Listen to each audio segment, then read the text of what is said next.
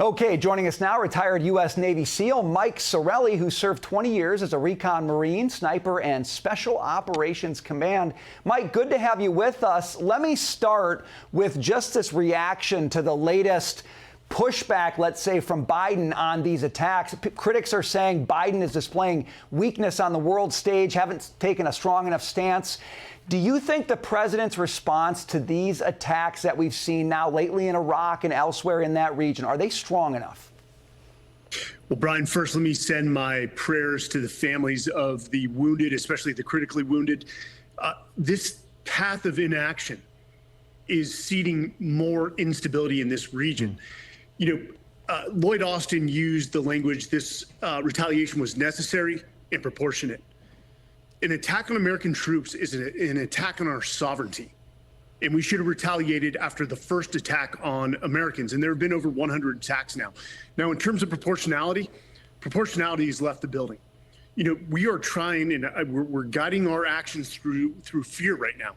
Fear of escalating this conflict between Israel and Hamas to a larger regional conflict in the Middle East. And the more you try to avoid certain conflicts, guided by fear, you actually make them worse. And we may not realize it or not, but we may already be at war with Iran. So I would employ I would give advice to the administration that more decisive action needs to be taken, both diplomatically and militarily. Well, let me ask you more about that, because you've got Iran-backed forces expanding attacks on commercial shipping in the Red Sea. We're all following this. Today, Yemen's Houthis claiming responsibility for another attack on a container ship. To me, Mike, this looks like target practice. We're in there saying we're going to protect the ships, but we're not going to do anything about the guys firing the weapons. What incentive do the Houthis, does Iran have to do anything except keep trying and maybe get that 1 out of 100 or 1 out of 1,000 to get through, Mike? Brian, in my experience, based off 20 years of war and spending most of my adult life in the Middle East, I will tell you that the Islamic culture respects power. I mean, it was Osama bin Laden that said people see a strong horse and they see a weak horse. And by nature, they're attracted to the strong horse.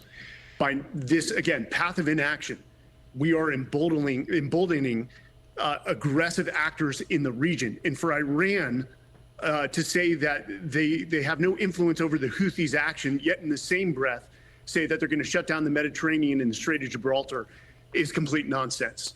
Now, I think the positive thing about Iran and the Houthis stepping up attacks in the Red Sea is that the Gulf Cooperation Council, the Gulf states, have no recourse but to take action, because we're going to see the impacts on the oil and the energy markets. And to give people a number, over $10 billion of cargo goes through the Suez Canal as well. So now this is affecting Egypt. So Iran's talking about, you mentioned this a second ago, they're going to close the Mediterranean, they say. That sounds highly unlikely to me that they have the power to do that. But we've been wrong on these things before. Do they have the bandwidth, even if they can't close it, so to speak, do they have the bandwidth to do enough damage in terms of closing the Mediterranean that these shipping problems become significantly worse very quickly?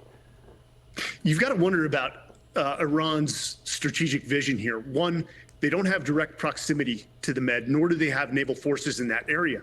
So it does show that their rhetoric doesn't match up with reality.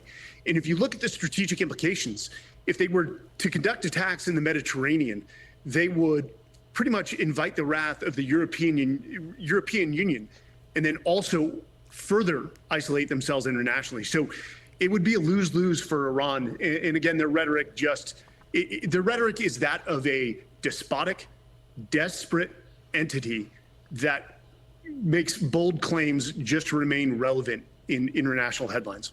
I agree with you on that, and yet it seems to me that they don't have to win or have success. They just need to create enough disruption that the West says we give up and the forces that are pro-Hamas gain the upper hand, Mike. That's my concern here, and Iran seems bent on doing that. We appreciate your perspective. Thanks for being with us today.